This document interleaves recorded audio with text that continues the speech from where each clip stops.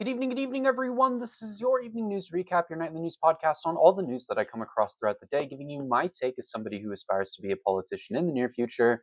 Hopefully, all you guys are doing wonderful. Hopefully, all you guys are well. Today is the 12th of February, and it is Thursday. Hopefully, all you guys are having a wonderful week so far. If you're new here, please consider subscribing. All the support would be greatly appreciated as we are trying to reach 1,000 subscribers on YouTube by this summer. And if you're on Substack, please consider subscribing as well. It's $8 a month. All funds go to me and helps me pay for the things that I need to pay for in my life, like my groceries, clothing, bills, and all of that. Outside of that, though, hopefully all you guys are doing wonderful. And let's get into today's episode. Moving on into our headlines in history, the topic we have for today, the headline we have for today is ban on atom arms on search on seabed signed in 3 capitals. This is from February 12th of 1971. The United States and the Soviet Union were among the scores of countries that signed what became known as the Seabed Arms Control Treaty in the ceremonies on February 11th in Washington, Moscow, and London. The agreement barred the placement of nuclear weapons and the launching installations on the ocean floor beyond a 12-mile coastline zone. The Times reported the treaty went into force on May of 1972. This, of course, is a very important one. It talks about the treaty signs that banned nuclear weapons from being stored outside of this coastal zone, which is a big deal. Nuclear weapons are a lot of problems. There's a lot of problems that come with those weapons. But also, storing a shit ton of nukes on your coastline, and throughout the ocean would cause a lot more problems. I think that would not be the greatest. Of course, nuclear weapons already are a huge issue around the world, right? It's something that should be dealt with, but hearing about treaties like this are always good things to know that there are still regulations in place for the nukes, at least, which is still a good thing. Outside of that, though, hopefully all you guys are doing wonderful, and let's get into the headlines from today. Moving on into the Trump administration segment, as we do, the topic we have here for today is Trump has repealed the endangerment finding. Trump has announced the Federal Environment Protection Agency has rescinded the legal finding that it relied on for over 20 years that limits heat trapping pollution from vehicles, oil refineries, and factories. This is a massive decision that will completely upend a majority of the United States policies on stopping climate change. Trump said, "We are officially terminating the so-called endangerment finding, a disastrous Obama-era policy. This determination had no basis in fact whatsoever, and it had no basis in law. On the contrary, over the generations, fossil fuels have saved millions of lives and lifted billions of people out of poverty all around the world." This, of course, is bad news for the environment, front, right, and center. This is horrible news for the environment, right? Many corporations will now no longer be regulated to protect the environment as well as vehicles, which is a massive problem. Climate change is real, and it's going to kill our civilization and our planet if we don't do something about it, right? Nobody is arguing that climate change isn't real. And if you really do believe that climate change isn't real, go argue with the law or a wall, sorry, because that's the same level of your intelligence. It really is. Climate change is a massive problem and it is destroying our planet on a very quick rate. I was doing some research into this, because climate change is a big issue, right? And we will kill our planet by, what is it, like 2050, 2060, right? If we don't get our act together with climate change, which is a massive deal. I know there are a lot of young people in my audience. I'm sure neither of us, or none of us at all, want to see our planet die in our lifetime, right? That would be kind of counterintuitive to our lives remaining. And that's just not something that's okay. There are a ton of generations after us that will need to come. And just because all of the generations before us are so stupid and refuse to fix the environment, it doesn't mean that we shouldn't strive to try and fix the environment and help our planet. But of course, Trump doesn't care. He won't be here by the time the planet is destroyed anyways, right? Anyways, moving on into our segment about the Epstein files, this is a really interesting one, as the Pokestop that was on Epstein's island has been removed. For those who don't know, a Pokestop is from the game Pokemon Go, which came out in 2016. It's almost 10 years old now. Isn't that crazy? Closest we've ever gotten to world peace, too, as well, which is wild. Niantic and Scopely have removed the Pokestop from Little St. James Island, the island previously owned by Jeffrey Epstein. This follows the massive amount of tension on the Pokestop, which provides users with in-game items, which featured the sun clock on the island, which had been in the game since 2021 for about 4 years now. This was added to the game after Epstein died. Of course, he died in 2019, or believed to have been died or he's believed to have died in 2019, right? And I assume that it was added through the player Pokestop nominations. That's a pretty popular thing, and it's what frequently brings stops to the game. But also, it was pretty funny to read this headline as somebody who plays Pokemon Go literally every single day, despite the game being 10 years old.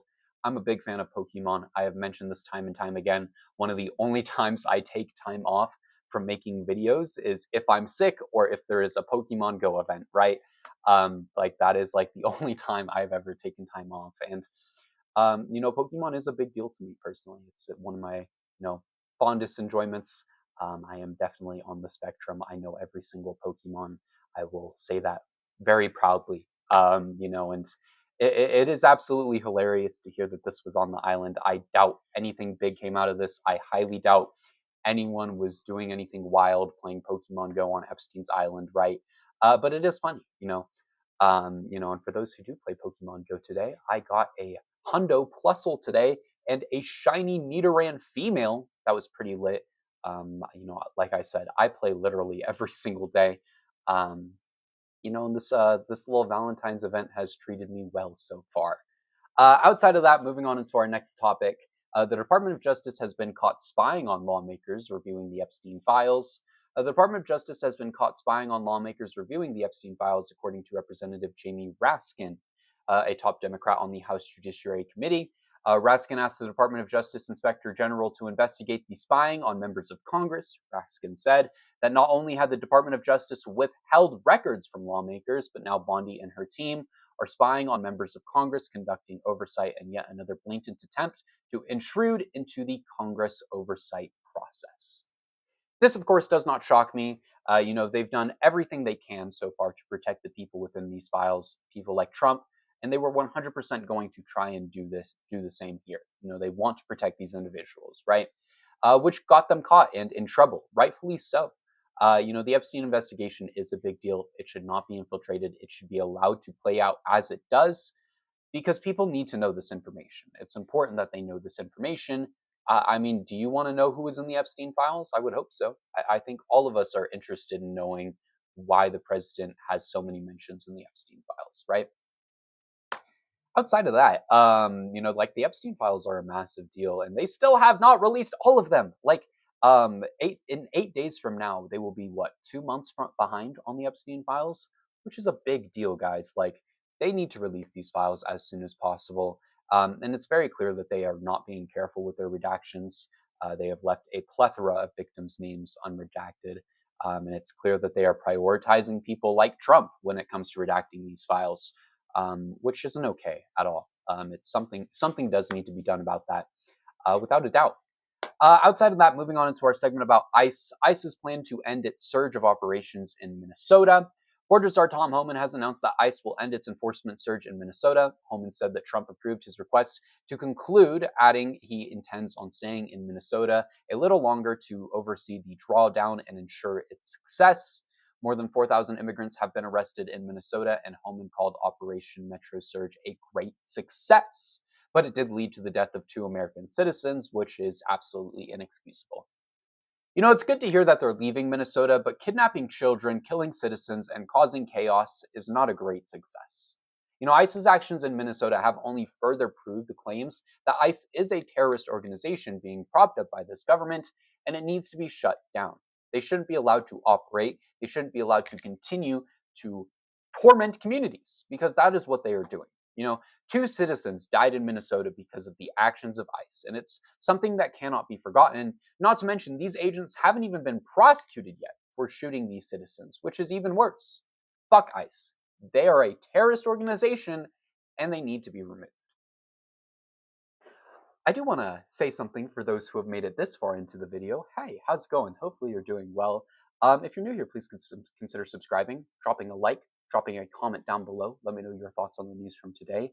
But outside of that, I am planning a new little series for this channel. It's called Talking to My Generation. Basically, I'm going to be asking people from Generation Z, mostly my friends, but people throughout my school that I meet, about their thoughts on the political world and all of that. So look forward for that in the future. This is the first I think I have mentioned of this, and it is something that I am planning on doing. I think I want to have the first episode released as a thank you for 1,000 subscribers. So drop a subscribe if you want to see that. But outside of that, I'm talking to my friends, trying to schedule times to interview all of them. It's going to be a very exciting thing. I'm truly, really excited for this project. So I hope you all enjoy when that comes out. And let's get into our other news segments. Moving on into our other news segment, somebody is knocking at my door and I do not know who it is. But I'm not expecting anyone. So yeah. 6 House Republicans have joined Democratic lawmakers to pass a resolution repealing Trump's tariffs on Canada. The House vote ended at 219 to 211. Republicans Don Bacon, Kevin Kiley, Thomas Massey, Jeff Hurd, Brian Fitzpatrick, and Dan Newhouse have all voted against the tariffs. Only one Democrat voted no, being Jared Golden of Maine. Representative Don Bacon said, "We have a trade agreement, and I think they've been a good ally. And I think they're being treated unfairly, attacked by this administration. And so I'm going to oppose it. I'm going to oppose the tariffs." This, of course, is great news. Canada should not have tariffs imposed on them, right? They're our biggest trading partner, for one, but like also the tariffs only make life harder for us. There is truly no reason to sour our relations with allies over nothing. I mean, a ton of American products are not being put on Canadian shelves because of these tariffs, along with a plethora of other issues that have happened because of these tariffs. They aren't helping the economy, right? Tariffs need to go. Let's help our economy from our impending doom that this administration is putting us in. In other news, a judge has prevented Pete Hegseth from demoting Senator Mark Kelly. A federal judge has ruled that the Trump administration trampled on Senator Mark Kelly's First Amendment rights, blocking the effort to demote the retired naval captain. U.S. District Judge Richard Leon wrote, "The court has all it needs to conclude that the defendants have trampled on Senator Kelly's First Amendment freedoms and threatened the constitutional liberties of millions of military retirees. After all, as Bob Dylan famously said, you don't need a weatherman to know which way the wind blows. To say the least, our retired veterans deserve more respect from their government, and our Constitution demands they receive it." This is great news, of course. Mike Kelly should not be demoted, or Mark Kelly, sorry, should not be demoted, in the first place. He did absolutely nothing wrong or illegal. All he did was tell service members about, their rights, which is an important thing to do. I mean, I personally don't want our troops following illegal orders, and I feel like neither should you. Nobody should want that, right? That's very counterintuitive to, protecting American citizens. I can hear my roommate screaming. Isn't that great?